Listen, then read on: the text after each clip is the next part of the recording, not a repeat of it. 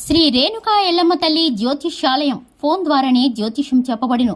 మీ జీవితంలో ప్రతి ఒక్క సమస్యకి పరిష్కార మార్గం చూపబడును.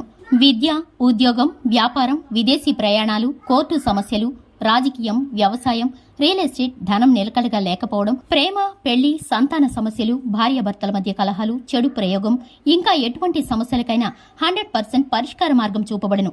ఈ సృష్టిలో దైవశక్తి ఉన్నది ఎంత నిజమో దుష్టశక్తి ఉన్నది కూడా అంతే నిజం. గురువు గారికి ఒక్కసారి నమ్మకంతో కాల్ చేయండి. Phone number 9704864697. ఫిబ్రవరి 17 తులారాశి వారికి రాత్రి 8:45 లోపు ఈ వార్త అందుతుంది.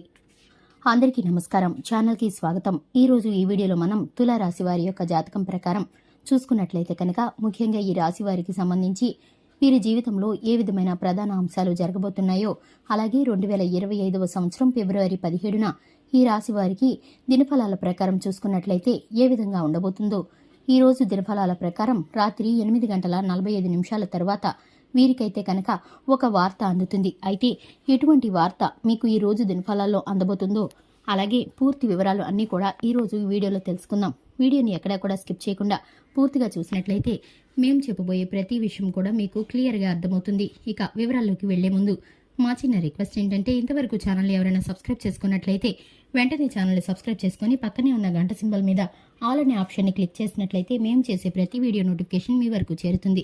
ఇక వివరాల్లోకి వెళ్ళిపోదాము. ముఖ్యంగా ఈ రాశి వారు చాలా ప్రాక్టికల్ మైండ్ ని కలిగి ఉంటారు. సిస్టమేటిక్ గా ఉంటారు. ఏది మంచి ఏది చెడు అనే అవగాహనతో ముందుకు వెళుతూ ఉంటారు. తొందరపాటు నిర్ణయాలు తీసుకోకుండా ఆలోచించి నిర్ణయాలు తీసుకుంటారు. కొత్త కొత్త వ్యక్తులతో పరిచయాలు ఏర్పడతాయి. ఈ రాశి వారు చేసే ప్రతి పని కూడా కొత్తగా ఉంటుంది.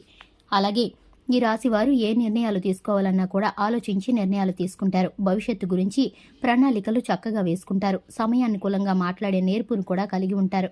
ఇక విషయంలోకి వస్తే కనుక 2025 ఫిబ్రవరి 17వ తేదీన వీరి యొక్క దినఫలాలు కనుక చూసుకున్నట్లయితే కనుక రాత్రి 8:45 లోపు ఒక వార్తను అయితే మీరు రిసీవ్ చేసుకోబోతున్నారు. అంటే మీ యొక్క జీవితానికి సంబంధించినటువంటి ఒక లక్ష్యం అనేది చెప్పుకోవాలి. చాలా కాలంగా ఆ కోరికని మీరు బలంగా కలిగి ఉన్నారు.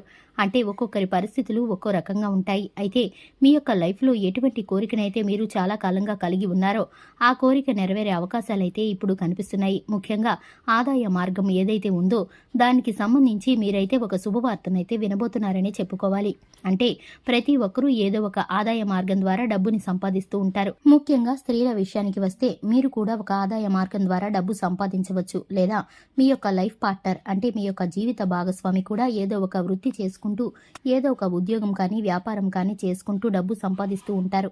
ఈ విధంగా మీ యొక్క కుటుంబం ఏ ఆదాయ మార్గంపై అయితే ఆధారపడి ఉన్నారో దానికి సంబంధించి అయితే ఒక శుభవార్తని వినబోతున్నారు. మీరు వినబోయేటటువంటి ఆదాయ మార్గం ద్వారా మీరైతే నూతనమైన ప్రణాళికల్లో వెళ్ళబోతున్నారని చెప్పుకోవాలి. మీకున్నటువంటి ప్రత్యేకమైన పరిస్థితులు మీకు అనుకూలించబడే పరిస్థితులు అయితే కనిపిస్తున్నాయి.